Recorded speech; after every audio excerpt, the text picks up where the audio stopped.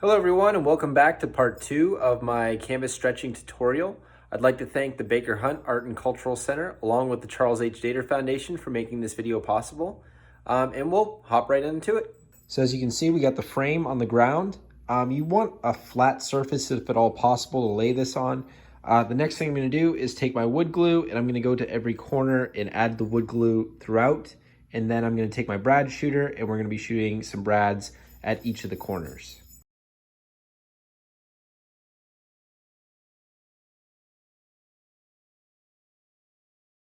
I put a generous amount of glue on each edge. Now I'm going to put it together with some brads here in just a second. The glue is actually what's going to be holding this together. The brads just kind of hold it in place while the glue does its work. And you want raw wood exposed to raw wood. So I got both cuts is where the wood is going to be placed. This is the next tool I'm going to use. It's a brad nailer or a brad shooter. And then you can see here I'm going to be using these 18 gauge 3/4 of an inch brads, which I'm going to be shooting into each of the corners. I'm going to put at least 2 or 3 into each one, and that'll hold it there so that the glue makes a good connection. And then I'm going to be using this air pneumatic compressor, and then I want that pressure to get up to around the 80 mark to shoot the nails the appropriate length. The air compressor gets quite loud as I'm working with it. I'll show just an example of shooting the brads in. Make sure to wear safety glasses anytime using any of these tools. And then with the brad nailer right here, I opened up the clip. There's a little clip here on the bottom. And what you do is just load the nails in right here. And then you push this up and that'll actually load the nails into the brad nailer. Down here is where it's gonna hook up to the air compressor hose. You pull down the little neck on it, attach it. Occasionally you need to put oil in there to make sure that's a good connection.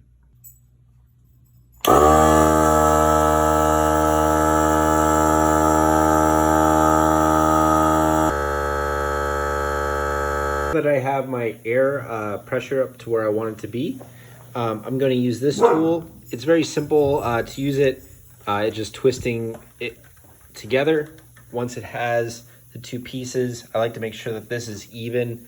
Right now it's not, but I'll get that together here in just a second and then I'll shoot a brad. Okay, this is the brad shooting process.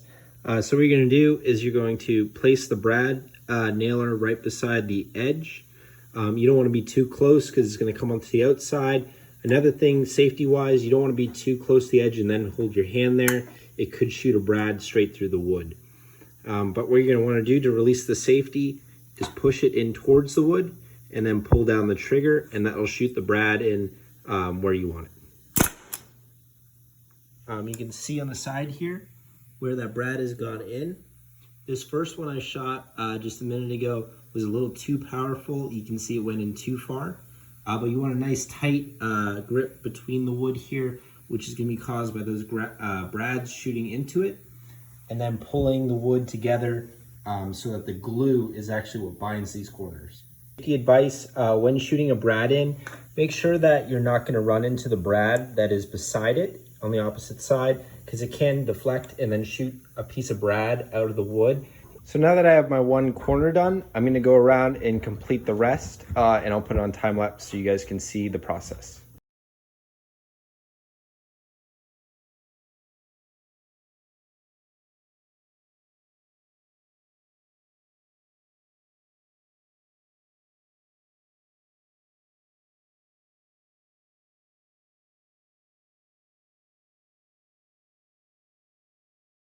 Something I did want to mention with the crossbars as you're proceeding, you want to make sure that you have a perfect 90-degree angle right at that corner on both sides, and that it's at an even space.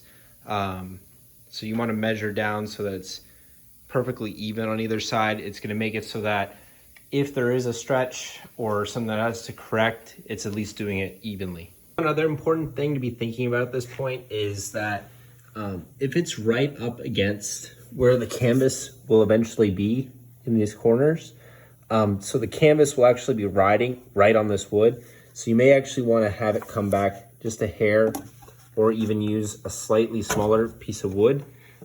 This is extreme, but I'm going to have it overlap just a hair on the back so that on the front, it's not right up against that canvas.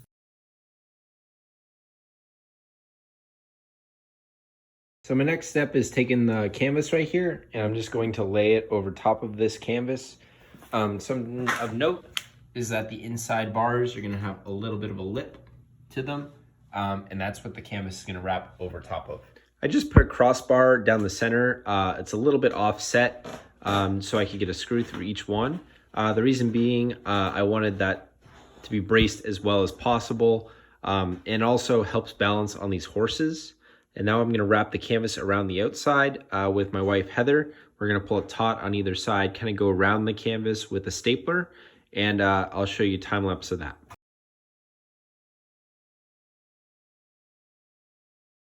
But I'm going to cut it a little bit short on this side, and then I'm making sure that there's enough length on either side of it.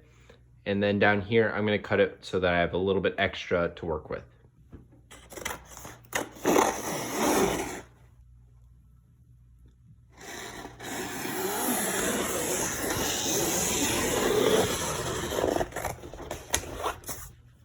Here's my wife, Heather. We're gonna take turns wrapping the canvas around the outside, and then we're gonna do this in a cross pattern, pulling from the centers of each side, and then we're going to work our way towards the outside, and I'll show you the pattern.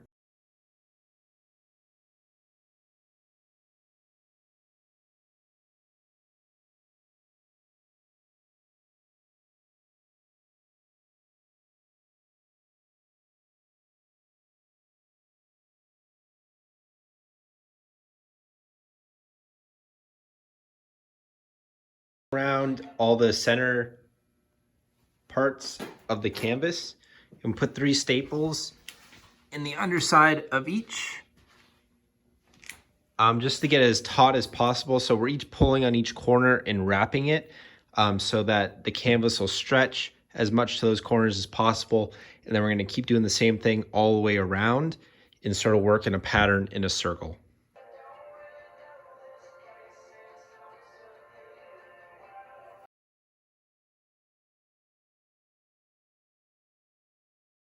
Now we're going to cut off the excess canvas, and then I'll show you how to wrap the sides. Happy quarantine, everybody.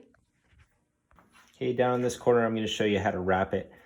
So what we're going to do is actually just bring it back towards one direction, and then the staples are going to go on the underside of right here, and this is going to be your wrap. You'll see this seam right here. The gesso will cover that up nicely and make a nice seal between this, but you want to get that as tight as possible. And then I'm going to actually be cutting around where I believe all of this will be excess. So I'm going to do that right now.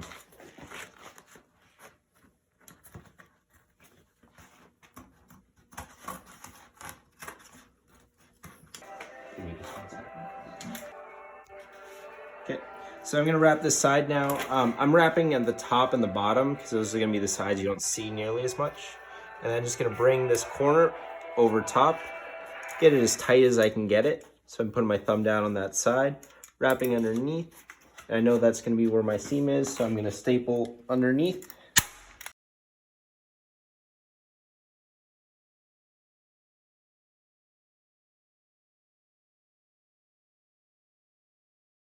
So this is the finished product. This is the canvas all stretched. They call it stretching because we're going around pulling on either side of the canvas to get that effect. There's a few ripples that you'll notice. They're very slight.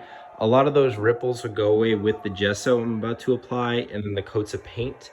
There's some other ways that you can get rid of those ripples. You can put crossbars in across this way and really tighten the sides of those canvases if that is an issue with your finished product. But most of the time that gesso and the gloss will go over top, and that'll actually smooth out all those wrinkles. So I'm gonna wrap up here with a time lapse of me gessoing the canvas, and then I'll show you a picture of that in the morning. Thanks, guys.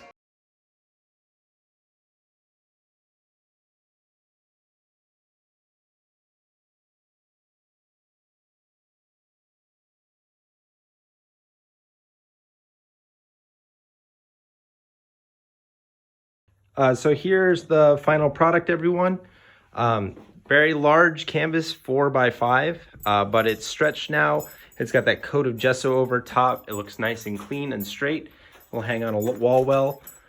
So getting ready to start the painting in the next video. See you there.